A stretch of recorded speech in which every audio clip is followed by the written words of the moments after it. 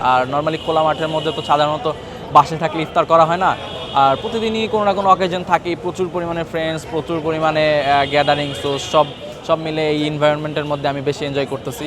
So ইফতার করার মজাটা একটু অন্যরকম ক্যাম্পাসে। টিএসসি তো সবসময় সরগরম থাকে, প্রতিবারের মতোই বা রমজান আসলে দেখা যায় মানুষজন, ক্যাম্পাসের বাইরের মানুষজন এসে এখানে আসলে এনজয় করে।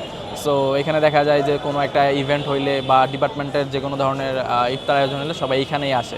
এখানে আমরা সব ডিপার্টমেন্টের বিভিন্ন ডিপার্টমেন্ট থেকে বন্ধুরা আসে, তো ওদের সাথে একসাথে মিলে ইফতার করার একটা আলাদা আনন্দ রয়েছে। আর আমরা যারা ঢাকার বাইরের তাদের তো আসলে ফ্যামিলির সাথে ইফতার করার খুব একটা সুযোগ হয় না, তো আমরা এই ফ্রেন্ডরাই আমাদের আসলে ফ্যামিলি। তো এখানে একসাথে ইফতার করতে পেরে আমাদের আসলে খুবই ভালো লাগে।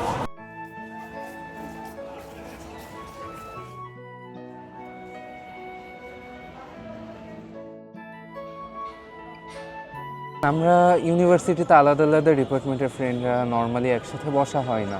এখন যদি হঠাৎ করে বসা হয়, হঠাৎ করে আড্ডা দিতে পারা যায়, হঠাৎ করে ইফতার করা যায়, আমার মনে হয় যে এতে আমাদের ভ্রাতৃত্ব বাড়ে, এতে আমরা আরও ভালো ফ্রেন্ড হতে পারি, আমরা অনেক ভালো সময় কাটাতে পারি।